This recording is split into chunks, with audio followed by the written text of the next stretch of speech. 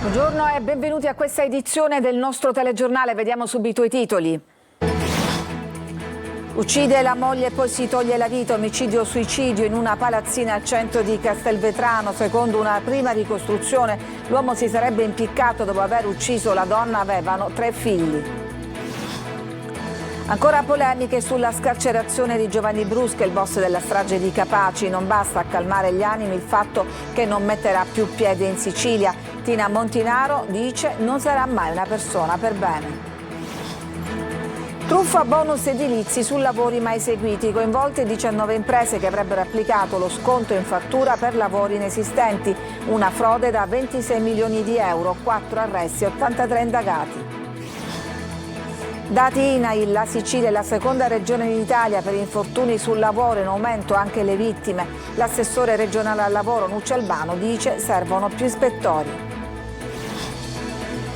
La scuola è finita, iniziano le vacanze, mentre gli studenti festeggiano, i siciliani troveranno ritocchi in aumento sotto l'ombrellone.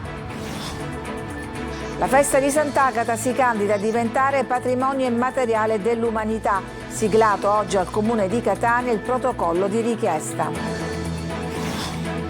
Calcio, il vicepresidente del Catania Grella conferma l'allenatore toscano. Su Faggiano, valutazione ancora in corso.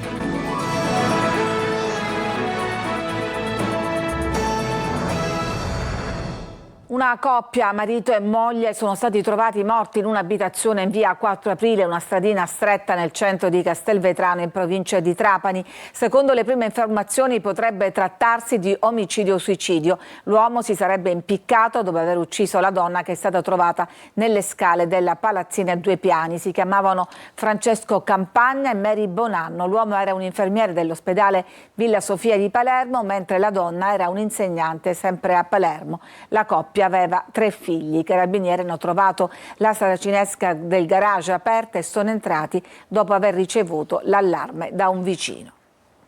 Non si spengono le polemiche sulla scarcerazione di Giovanni Brusca, il boss pentito. Resta per tutti un criminale sanguinario e non basta a calmare gli animi il fatto che non metterà più piede in Sicilia. Manlio Viola. Giovanni Brusca torna libero, ma il boss sanguinario, ultimo degli stragisti, non metterà mai più piede in Sicilia. Vivrà in una località segreta e sotto falso nome, ma per colui che usò il telecomando per far saltare in aria l'autostrada a Capaci, che strangolò e fece sciogliere nell'acido il piccolo Giuseppe Di Matteo, che lo chiamava zio, non c'è pena sufficiente. A poco vale sapere che ha collaborato con la giustizia. La rabbia monta fra i parenti delle vittime, da Maria Falconi a Giuseppe Costanza, sorella del magistrato e autista di Falcone, sopravvissuta alla strage, è un coro unanime di rabbia. Per Tina Martinez, vedova di Antonio Montinaro, il caposcorta di Falcone, morto anche lui in quell'esplosione, l'aver collaborato con la giustizia non fa di Brusca una persona per bene. In ogni caso, lui resterà comunque un criminale. È questo quello che devono capire i ragazzi, che non perché lui ha collaborato diventa persona per bene. Non lo è e non lo sarà mai Giovanni Brusca. Ma per gli investigatori è un male necessario. Luigi Savina, oggi questore, allora capo della mobile di Palermo che guidò la cattura di Brusca, dice i pentiti sono e sono stati fondamentali. Senza i collaboratori di giustizia si farebbe un passo indietro. E tutti, dagli investigatori ai magistrati, come è stato Pietro Grasso, capiscono la rabbia, ma ricordano che comunque è la legge voluta proprio da Giovanni Falcone ed è quella che ha cambiato volto alla lotta contro Cosa Nostra. Frode da 26 milioni di euro tramite i bonus edilizi, 4 arresti e 83 indagati, coinvolti anche i clienti. La Guardia di Finanza ha accertato lavori inesistenti, coinvolte 19 imprese edili. Marco Gullà.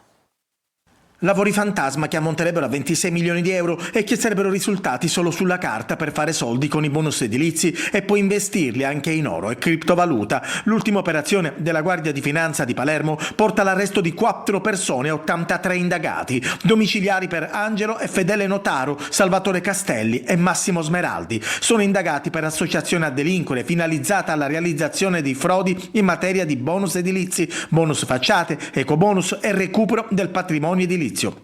A loro viene ricondotta la gestione di 19 imprese edili, hanno tutte sede a Palermo e un giro di affari per lavori ritenuti fittizi che ammontano ad oltre 26 milioni di euro. Le società coinvolte nella frode, applicando lo sconto in fattura, avrebbero emesso fatture per operazioni inesistenti in favore di clienti privati per lavori in realtà mai eseguiti. Generavano così un credito d'imposta utilizzabile in detrazione o cedibile a terzi e infatti sarebbe stato ceduto a intermediari finanziari per monetizzarlo. I titolari delle imprese avrebbero distratto parte delle somme mediante bonifici su conti correnti personali, prelevamenti in contanti, sottoscrizione di buoni fruttiferi postali, acquisto di oro e criptovalute, beni mobili e immobili. Oltre ai 7 presunti membri dell'associazione ci sono altri 83 indagati. Si tratta degli amministratori delle imprese inserite nel circuito illecito. Morti sul lavoro in aumento in Sicilia, che è la seconda regione in Italia per numero anche di incidenti. Sentiamo il servizio di Marco Cullà. Meno infortuni ma più decessi. Secondo i dati forniti dall'INAIL sono 207 in Italia le morti sul lavoro registrate nei primi 4 mesi del 2025, 3 in più rispetto allo stesso periodo del 2024. Se si considerano anche gli incidenti fatali in itinere, ovvero nel tragitto casa-lavoro, il bilancio delle vittime sale a 286. Molti di questi in Sicilia, che è la seconda regione per aumento di incidenti. Numeri ancora preoccupanti e che tengono accesa la spia dell'emergenza sul lavoro. Se ne è parlato questa mattina nel corso di un convegno organizzato da Assoimprese e FIAC. È fondamentale che ci sia anche il controllo, appunto gli ispettori, diciamo, il numero non è ancora sufficiente, è pur vero che da 2 anni a questa parte l'Istituto Nazionale del Lavoro ci ha mandato delle forze fresche, però io non voglio fare proclami, quest'anno dovremmo fare un concorso per ispettore del lavoro e immettere 50 unità. In Sicilia il numero delle vittime è cresciuto del 50%, quest'anno 22 incidenti fra gli over 75. Secondo noi ci sarebbe da programmare degli investimenti fin dal governo centrale fino ai governi periferici affinché si possa fare formazione sui luoghi di lavoro. Purtroppo abbiamo un tasso di mortalità delle imprese che ci preoccupa, ovvero c'è la voglia di fare imprese ma dall'altro lato molte imprese non riescono a sopravvivere. Su questo bisogna lavorare nel diffondere la cultura d'impresa, snellire la burocrazia e soprattutto quelli che sono tutti gli incentivi a favore degli imprenditori e degli aspiranti imprenditori. Una persona è morta e 3 sono rimaste ferite in un incidente stradale che ha coinvolto 2 autocarri sulla A29 dopo la galleria Segesta in direzione Trapani. La corsia di marcia è rimasta chiusa per diverse ore. Al Senato arriva un disegno di legge del PD che prevede un'indennità per chi lavora nelle isole, dalla Sicilia alla Sardegna alle isole minori. Vediamo di che si tratta. Francesco Triolo.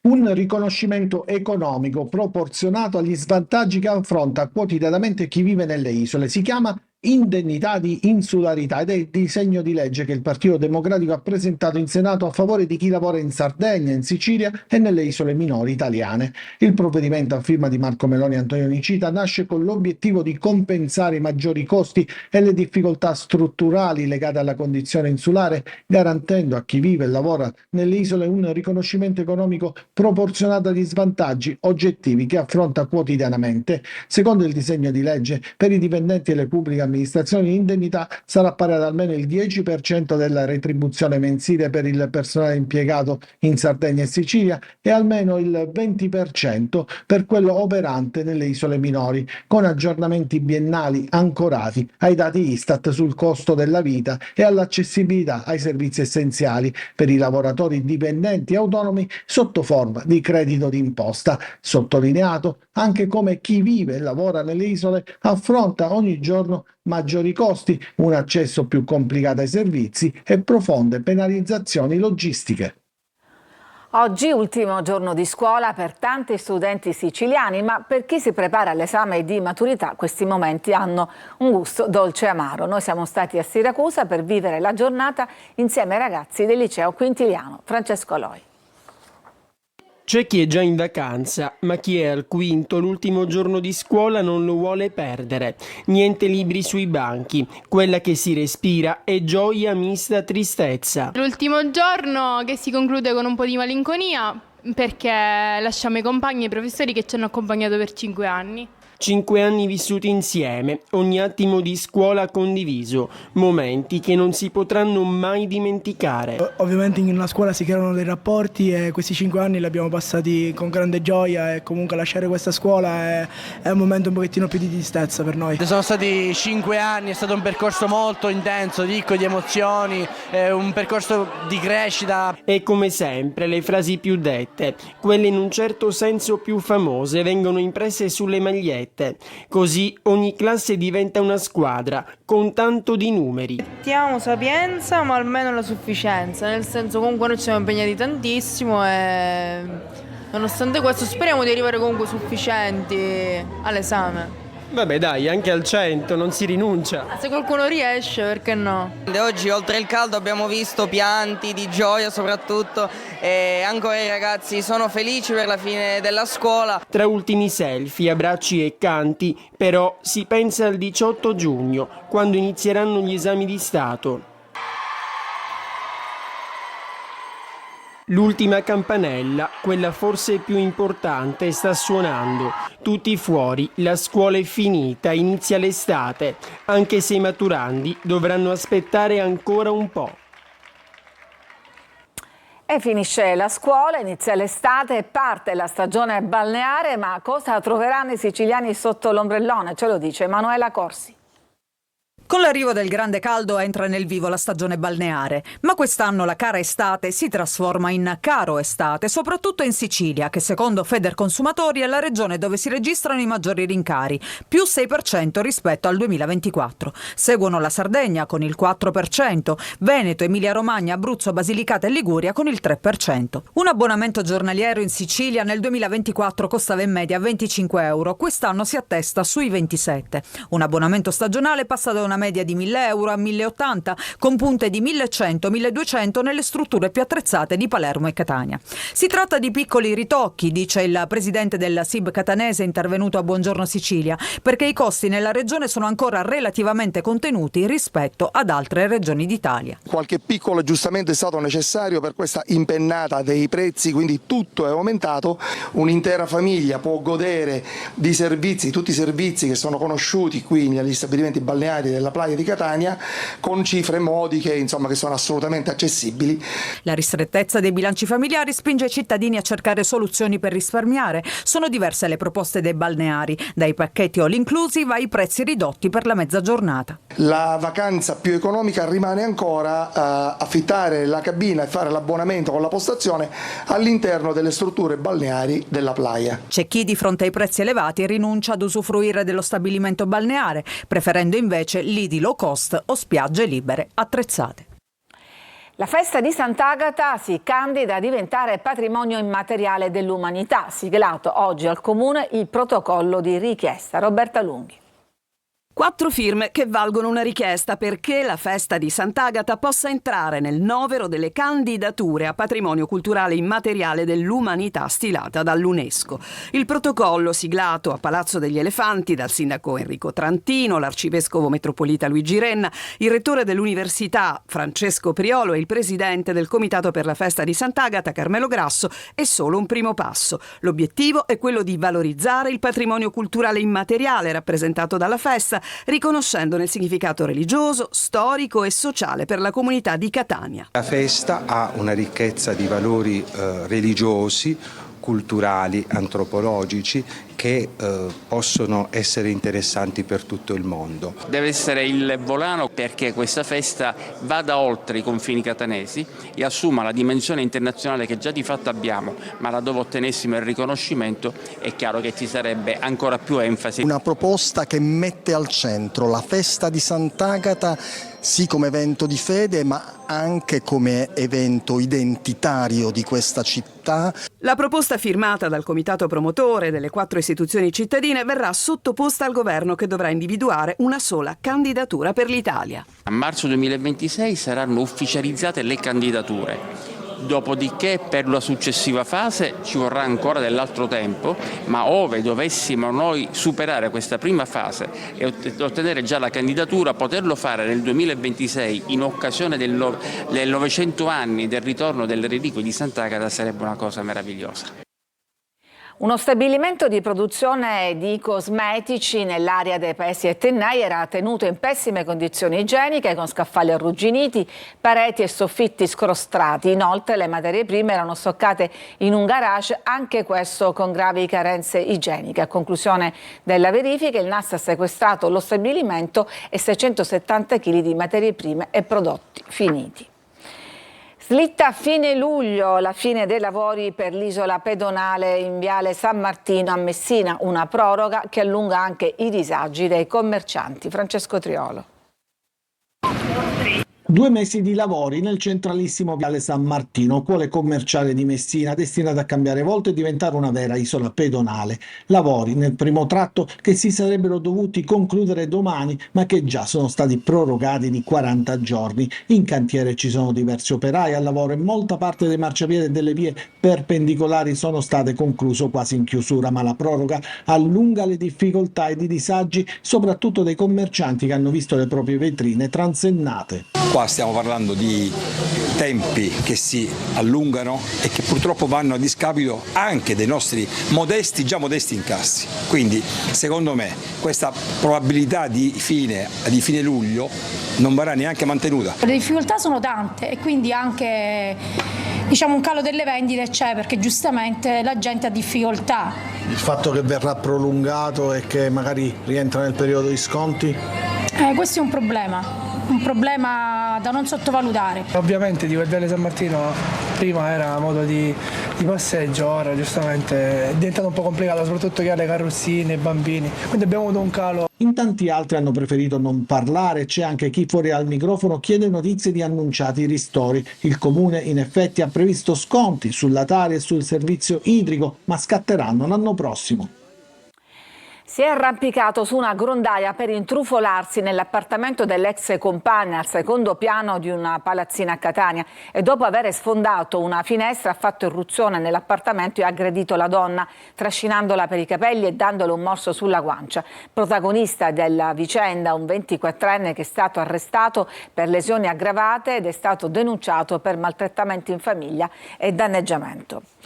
E nella puntata di Sicilia 24 Focus in onda oggi dopo il TG parleremo di Etna, del sistema di rilevamento precoce delle eruzioni che si chiama Etnas ed è gestito dall'INGV e dalla Protezione Civile, ma anche di tutela del territorio con Matre Terra che sostituisce i rifiuti con opere d'arte nel Parco dell'Etna. In studio con Giussi Lazzara, Stefano Branca, direttore dell'INGV di Catania e Chiara Trifilò, presidente Associazione Chiarie. La trasmissione è in onda alle 14.30, dopo il TG in streaming su siciliaweb.it. Potete inviare i vostri messaggi al 342 745 5005. Ci fermiamo, c'è una pausa, torniamo dopo con altre notizie.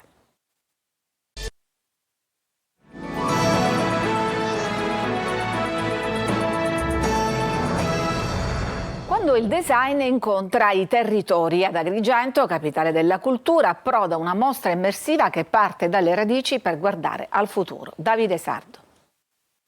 Il design che cambia il mondo parte dai territori e oggi parla da Agrigento, capitale italiana della cultura 2025.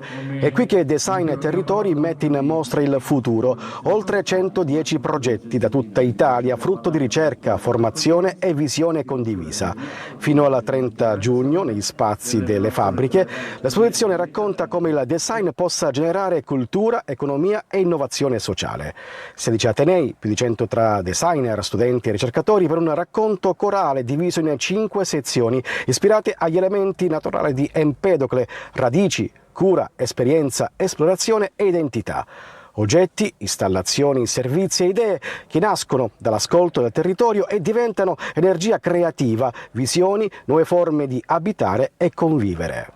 Questa iniziativa dell'Università di Palermo perché crede tantissimo nei giovani e nella possibilità che questi possano contribuire allo sviluppo del territorio in senso positivo attraverso anche la loro attività progettuale. Agrigento, ancora una volta, protagonista del cambiamento.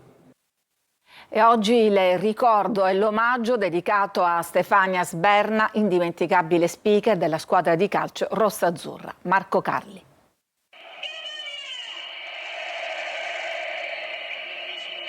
La sua voce, ma anche la passione per la città e per la squadra, oltre al suo carattere amabile, l'hanno fatta entrare nel cuore di tutti. Stefania Sberna era così. I giornalisti dell'Unione Stampa Sportiva di Catania hanno deposto un omaggio floreale sotto il murale dedicato alla giornalista e speaker, firmato dallo street artist Giuseppe D'Amico. Un momento caratterizzato anche dalla commozione, oltre che dalla riconoscenza. Presente la famiglia di Stefania Sberna, oltre al vicepresidente del Catania Vincenzo Grella e all'assessore allo sport del comune di Catania Sergio Parisi. Ricordo tempi bellissimi, il Catania di Maran, con Stefania immaginavamo questo progetto di registrare la sua voce e metterla nell'ascensore dello stadio Angelo Massimino, purtroppo poi non c'è stata più questa possibilità, però Stefania diciamo che è il Catania, Stefania è Catania. Lei ha abitato sempre qui, diciamo in zona stadio, via dello stadio, all'epoca, adesso via Fava. E lei quando andava da bambina allo stadio percorreva questo tratto di strada per andare allo stadio e l'ha percorso praticamente fino all'età di 30 anni, fino a che ci siamo sposati praticamente, e poi abbiamo cambiato zona. Però di fatto lei, quindi questo posto è il posto più bello. Avete visto Grella, sentiremo le sue dichiarazioni subito dopo la pubblicità. Restate con noi.